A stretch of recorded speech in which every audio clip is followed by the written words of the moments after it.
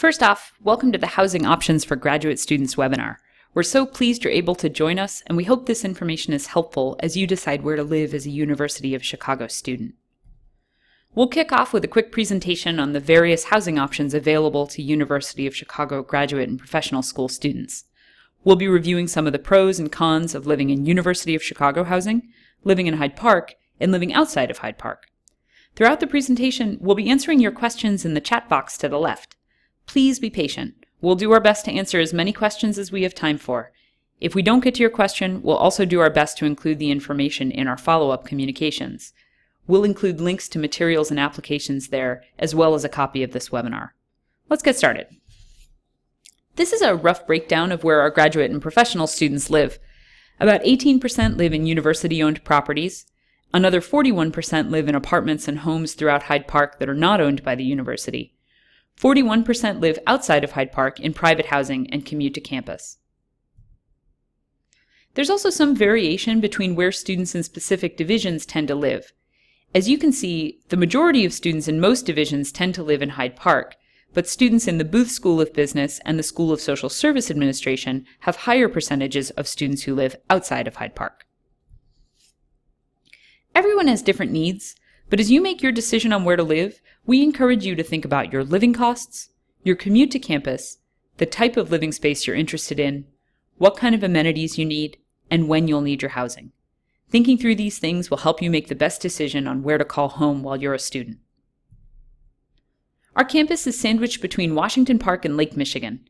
The gold area on this map gives you a general idea of where our campus buildings are located. As you think about where to live, we recommend you find the address of your department office and use that to get a rough idea of your commute to campus. Most of your classes will likely be in or near that building, so it's a decent approximation of where on campus you'll be going on any given day. The university's residential properties include studio, 1, 2, and 3-bedroom apartments. Some buildings are pet-friendly, others have parking spots available, and nearly every building has bike storage. Prices are very competitive with similar types of residents in the neighborhood. Most students choose to live in residential properties because it's convenient. In addition to living close to campus, because these are University of Chicago-owned buildings, you can pay online using the same system that you use to pay other University of Chicago expenses. These buildings all also have property managers on site, available to help you if you have an issue with your apartment and there to keep an eye on things if you're away from your campus home. These apartments have student-friendly rental schedules as well, so you can move out at the end of the academic year if you've graduated or need to spend the summer elsewhere. Most buildings have some or all of the utilities, including cooking gas, heat, and electricity, included in the rent, so you have fewer bills to pay and won't need to set these up yourself. You can also request a furnished space, which means you won't need to purchase and move in any furniture. Unfortunately, availability is a challenge. There aren't enough spaces in residential properties for every student who wants to live there. If you aren't able to secure a spot, you may have to consider other options. The university will also be selling some of these buildings in the next year, so some tenants will have a new, non-University of Chicago landlord in the fall of 2016. Each building in residential properties has different types of apartments available, as well as different amenities and commuting distances to campus. This all impacts the rental costs. This is a range of prices drawn from all of the buildings in residential properties. Look for a link in the follow-up with more detailed information on the rent ranges for each building.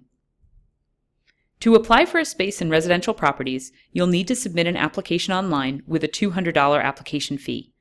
Unlike a security deposit, this will not be counted against your rent or refunded at the end of your lease. This fee will only be refunded if you do not receive a housing assignment. Also, students will not need to pass a credit check to receive a housing offer. This can be a huge help if you're new to the U.S. or new to establishing a credit history. If you're interested in living in residential properties, we recommend you apply as soon as possible. Again, there's not enough space for every student who wants one, so submitting your application early offers you the best chance to score a space here. Another option owned by the university is International House, or iHouse for short. iHouse offers mostly single, dormitory-style rooms. It's likely you'll have a room to yourself, but the bathrooms, kitchen, and common spaces are shared among all the building's residents. One great feature is that students who live in iHouse have the opportunity to join a robust, active student community. iHouse sponsors programs and events for all of its residents, including weekly social hours, as well as lots of outings and community meals to help you get to know your neighbors.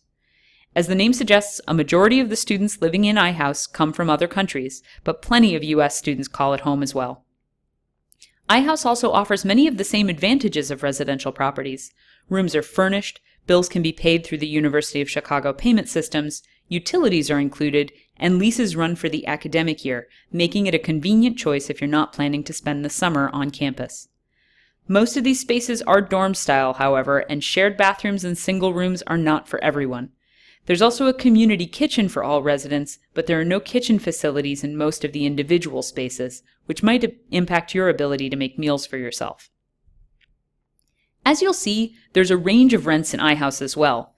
Students must sign an agreement covering the academic year's 3 consecutive terms, autumn, winter, and spring, or sign an agreement for one or more of the terms. Residents with an academic year lease can stay in their spaces during the breaks between quarters as well. Admission to International House at the University of Chicago is a selective process that attempts to bring together individuals from a wide variety of regions, cultures, and institutions. Applicants must complete an application for residence, submit application payment, as well as provide documentation substantiating their classification designation. If approved, all applicants are required to sign an International House housing agreement and have a $250 deposit on file. Prospective residents will receive their room assignment after the housing agreement has been accepted and prior to the beginning of the term. There's also no credit check to secure a spot here. iHouse also offers residential fellowships to incoming students. Fellows are selected on the basis of academic merit, leadership skills, and their unique ability to contribute to the social and intellectual life of the International House. Awards range from $1,000 to $3,000 and are applied towards housing. There are also plenty of apartment and housing opportunities available throughout Hyde Park that are not owned by the university. Many of these buildings are walking or biking distance from campus.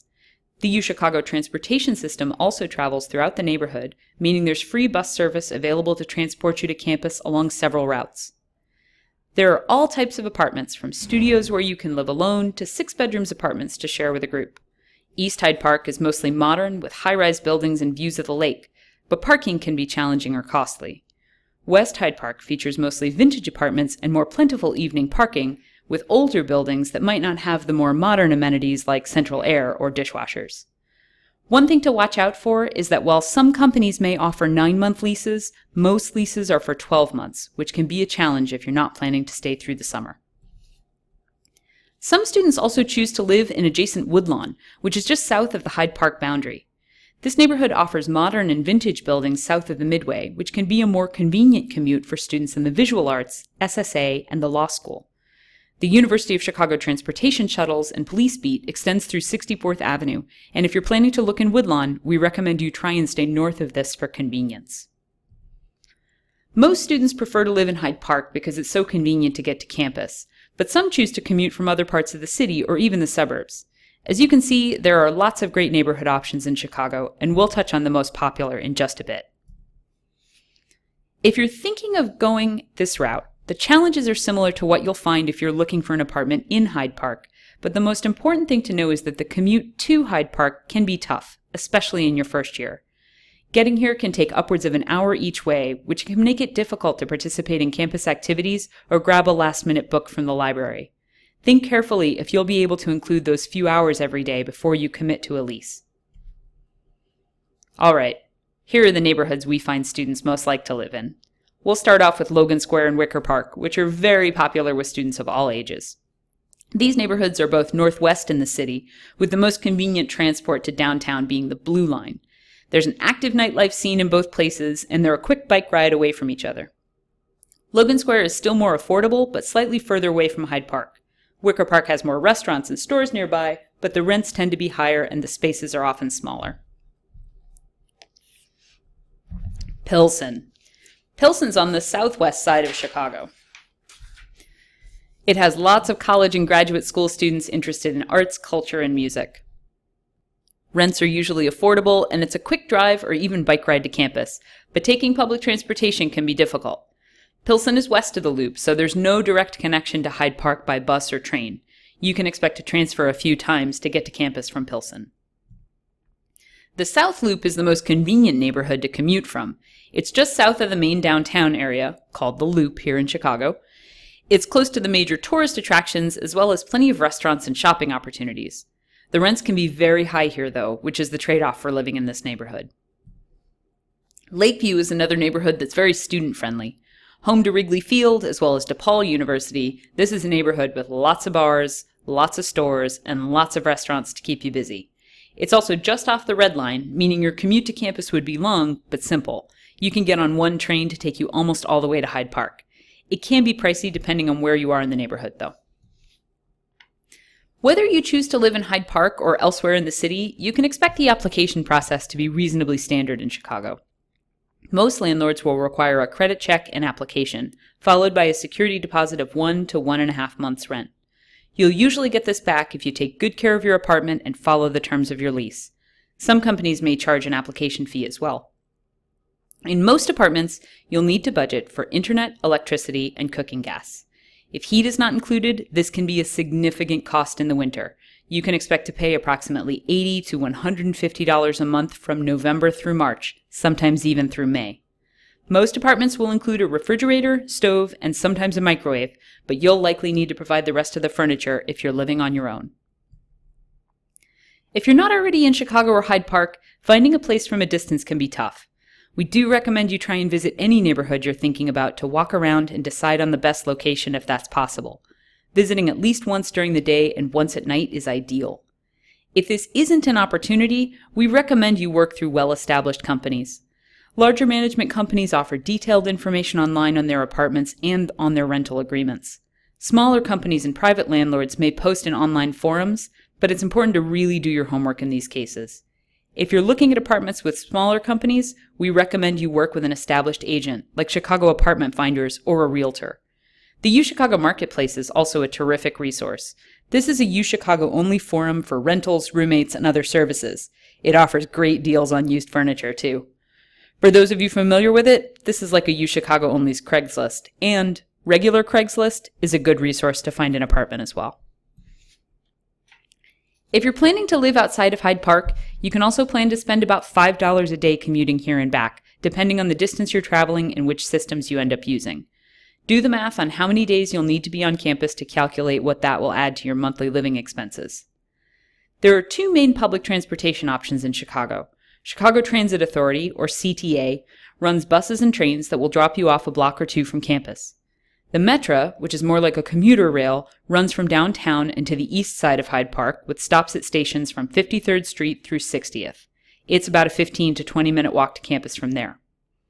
If you already have a car, be prepared that parking on campus can be a challenge during the week, but there are free lots and street parking if you're willing to commute to campus from where your car is. You can also purchase parking closer to campus for approximately $85 a month. If you're thinking of living in the suburbs of Chicago, you'll very likely need to drive in, and those commutes are subject to some seriously brutal traffic that can add lots of time to an already long trip. We recommend you plug in any address you're considering into Google Maps and check the commuting time on public transportation or by car. If you're planning to drive, be sure to look at the driving time estimates at a few times a day, including rush hour from 7 to 9 a.m. and 4 to 7 p.m., to get a sense of how much time you'll be spending in the car. So this just about wraps it up for the presentation portion. We're going to hang out to keep answering questions on chat for a little while longer, so keep them coming. And keep an eye out for the follow-up email with more information, links, and next steps on everything we've discussed here. If you have any more questions, you can contact us at Graduate Enrollment or your Dean of Students office. Thanks again for tuning in.